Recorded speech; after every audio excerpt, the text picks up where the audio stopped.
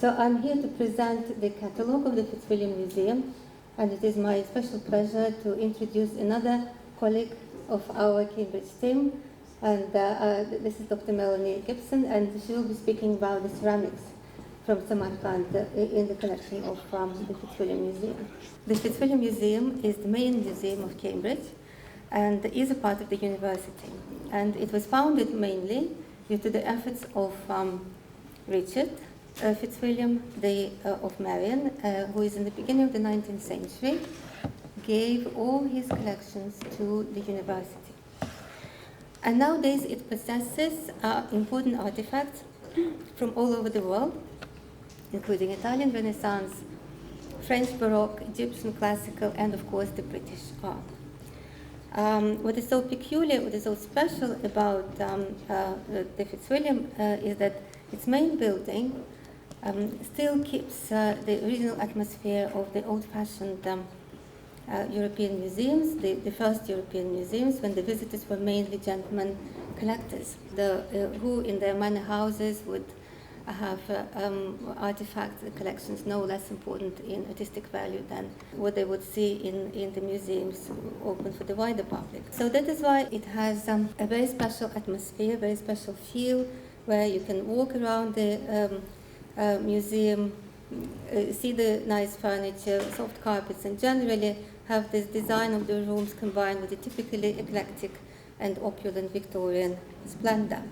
However, compared with the paintings by Titian and the engravings by Rembrandt, apart from the Islamic ceramics, catalogued by Rebecca Bridgman not very long time ago, Islamic art has never been on the permanent open display in the museum. And this is why it is so important, this project founded by Mr. Firdaus, that it encourages even local scholars to pay more attention to the hidden treasures, even in the well-known collections. The Fitzwilliam Central Asian collections are very diverse, and we can really witness the cultural dialogue between East and West, and particularly the exchange of ideas along the famous Silk Road. And I'm showing you now the Bactrian camel motif in the Tang Dynasty sculpture and European Baroque art. We can also trace the development of the bird motif, and I'm sure Melanie is going to speak about this in more detail. And this is the evolution of the 14th century Chinese vase to the Samarkand bottle of the 15th century, and to William de Morgan's last experiments of the 19th century in England. The art of Maveran Nahr in the Fitzwilliam Museum is presented in several chapters, and I'll briefly introduce. Apart from the ceramics, which Melanie is going to speak about, we're having a section on numismatics written by Dr. Adrian Popescu, and he's the head of the coin and medals department at the Fitzwilliam Museum. Unfortunately, he can't come. He couldn't come, but the chapter is exceptionally informative and really beautifully written. I'm sure you know, those who know something about numismatics, that the Fitzwilliam collection is one of the most representative in Britain. We have objects from the Kushan, from Bactrian and Sogdian kingships, to Hiva and Kara Emirates.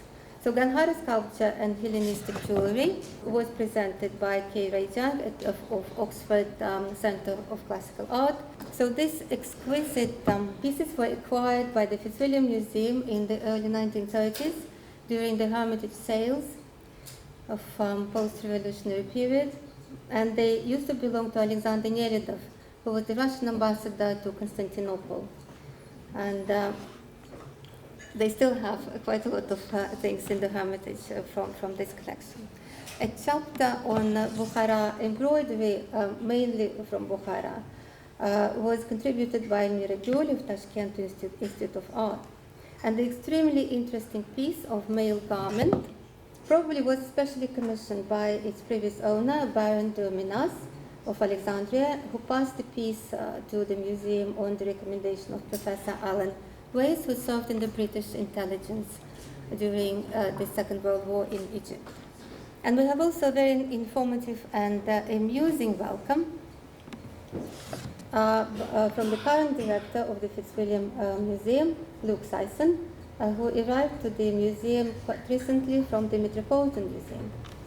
And you can see the team of our contributors, apart from the authors of the introductory remarks. by Feruza and Edward Tveladze. So the book consists of the introduction, actually 3 by the director, by myself, and by the founders of the project. And then my chapter was on Central Asian folk art. And that was mainly the miniature painting, and they were coming from album folia, from albums or manuscripts.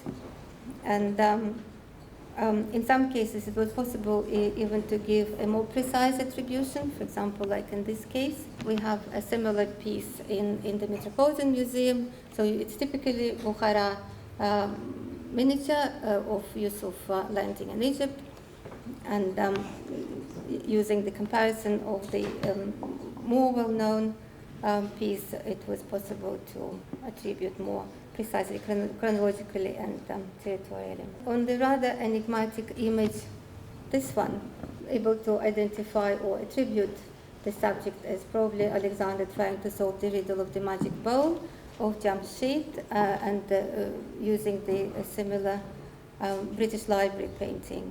Of course, we can see the famous Sultan Hussein Bukhara surrounded by his sages. So the main focus of my chapter is given to the reconstruction of the so-called Fitzwilliam album, and which arrived to Cambridge as a bequest of Percival Manouk, who finished his career in Patna as a supreme judge. After the death of Manouk in 1946, his collection arrived to the British Museum, where it was split into 4 pits, and one went to the British Museum, one to the Victoria and Albert, one to the Fitzwilliam Museum, and one to Bristol. But the rest was sold at various auctions. And so this created the job for me, as I'm now trying to chase what might have been parts of the original album, and which belonged to Manouk. And by grouping already identified paintings and pieces of calligraphy, I came to the conclusion that the album was commissioned by probably Hamida Banu Begum, the mother of Emperor Akbar, who became the emperor only at the age of 13. He was a very young boy. And of course, you know, he was the grandson of Babur. The main purpose was most likely to remind him about her status and role at his court, as during almost all her life she really had to compete with other ladies in the harem for the attention of her own son. And before it was the chief wife of Humayun, Biga Begum, and later she lost her own children, and so she actually appropriated Akbar right from his birth, which was quite a tragic thing. And then it was his wet nurse, who apparently Mahan Anga, she became more or less de facto the regent of the empire. And I suggest several pairs which would prove my argument. This tradition of using the images from flora and fauna, the local nature, it started by Babur. The fashion was really introduced by him. But here we have the allegorical portraits of the mother and son, and the sort of a filial love and maternal love to each other. And so several folia which are now in the Louvre are probably missing in the Fitzwilliam Museum, because it's not only what the year when they acquired this in Paris, these bits and pieces, but also the paradigm, the technique, and the palette, which were also very typically for the Central Asian style, and which are now in the Louvre Morocco. And this bit, which is now in the Tehran, which would be probably also something which could be part of the original album. And I'll probably finish my presentation with this portrait of possibly Shaybani Khan. We have, it's now in the British Museum. Very tempting to compare it with another portrait of this very heroic character in the history of Central Asia. And of course, this is a very famous portrait from the Metropolitan Museum of Art in New York, And we have this later inscription saying that it was produced by Behzad.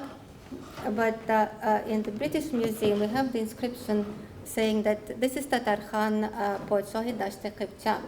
So we have the king of the Qipchak steppes, and this is the title which actually Shaybani Khan was trying to obtain for probably about 30 years. And in the very end, I would like to thank my Cambridge colleagues for being so helpful and throughout the whole process, especially Linda Clark, Helen Ritchie from the Applied Art Department, and Nick Zolman. Yes, this is the jewelry part. And of course, my special thanks go to the Tashkent team, especially Katerina Soboleva, and of course, Firdaus Abdulkhalikov, without whose constant support and initiative, this book would have never been published. Thank you very much.